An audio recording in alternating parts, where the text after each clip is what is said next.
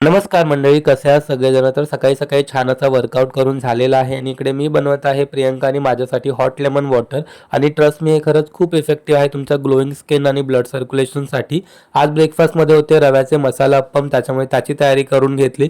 इकडे प्रियंकाने छान अशी देवपूजा केली आणि मग मी प्रियंकासाठी गरमागरम असा ब्रेकफास्ट सर्व केला.